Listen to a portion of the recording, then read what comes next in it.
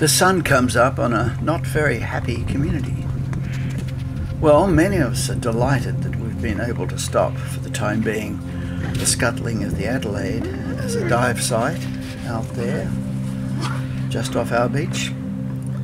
But others, especially in Terrigal, around that headland there, are furious.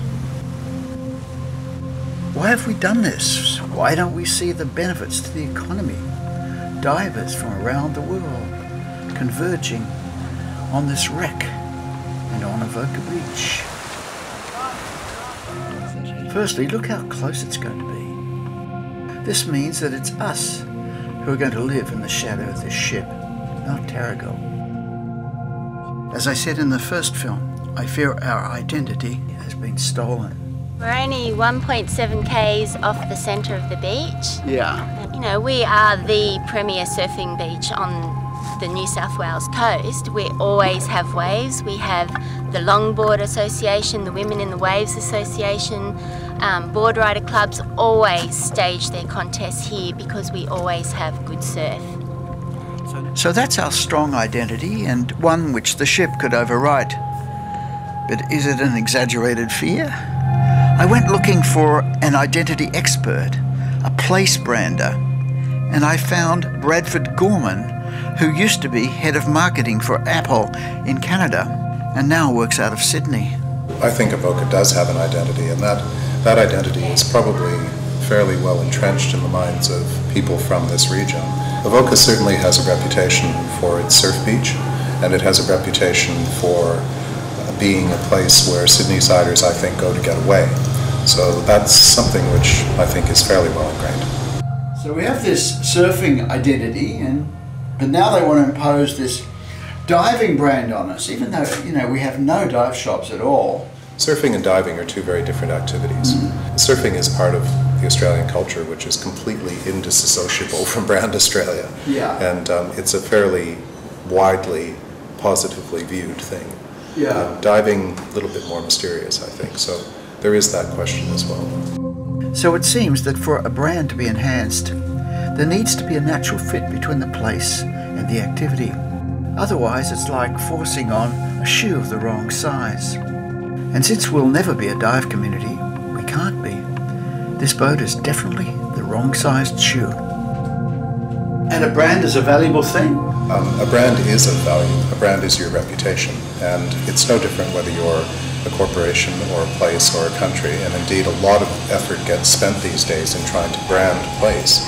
And branding a place is interesting. Governments spend millions, but right now there are 7 very, very large advertising agencies, even as we speak, beavering away on what is the next brand Australia in an attempt to reclaim a bit of what's special about this country in the minds of Europeans and North Americans. So Bradford, how come it never occurred to the people behind this that we too have a brand which is, you know, worth protecting? Is brand value usually ignored at the, you know, the local level? Other state governments have had this occur to them very, very well.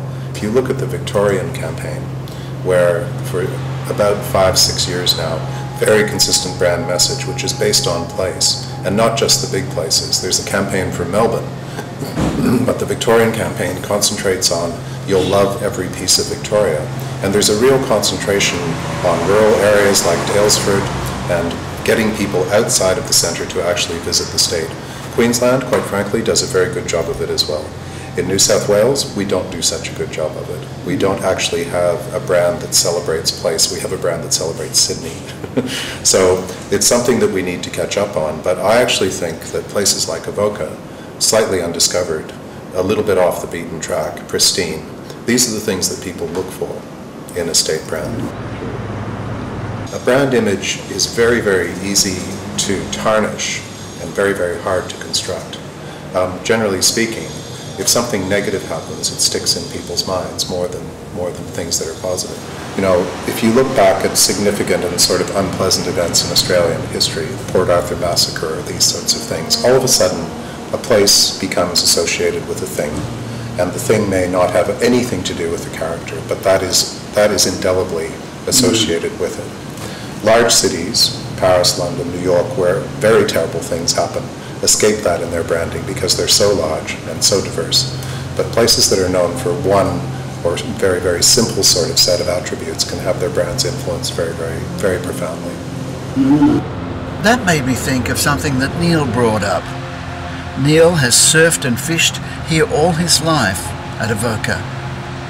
He knows the sea and all its quirks, and he's worried. This vessel, they tell us, is going to attract myriads of types of fish and marine life. Well, needless to say, anyone with half a brain knows that fish attract sharks. You think it could be a shark magnet? It's no doubt. It's no doubt, mate. As from a shark expert in Sydney told me, he said, at the present time, there's nothing on that sandbank out there. It's the sharks come along, they have a bit of a scatter, and they head north. Same as when they're coming south. If there's something to stop them there, they'll have a bit of a scout around. They're not stupid. Them sharks, they've been around a long time. More bloody brains than some of our politicians have got. So if Avoca suddenly becomes the shark attack beach as opposed to the pristine beach which is known for surfing, that's a very, very definite shift in Avoca's brand. The worry for our brand is that there need be no attack for brand damage to occur. Just the knowledge that there is a new feeding station for sharks 12 ship lengths off the beach, just that will be enough to make many people uneasy when they swim, even prompt them to swim elsewhere. And that, as you surely can see, is a direct hit at the town's economy. For a few quick golden eggs, would you really kill the goose? Now, if we could get to the authorities in the next few weeks, get them to listen to us at last, how would we get their attention? From a branding point of view, I think what I would, to put it to him the most succinctly, is that places have reputations. Places' reputations let them exist in the world and attract people to them. And if you're going to tamper with a reputation, you should probably be fairly sure that you've looked at both sides of the story. What's good about it and what's bad about it. What will stick with people, what sort of impressions might be left. So it's just to carefully consider the implications for the reputation of the place. Now, if the ship was 5 kilometres off, like this tanker, and sitting in 60 metres, then maybe I could accept it. But for Gary, that would be, well, bullshit.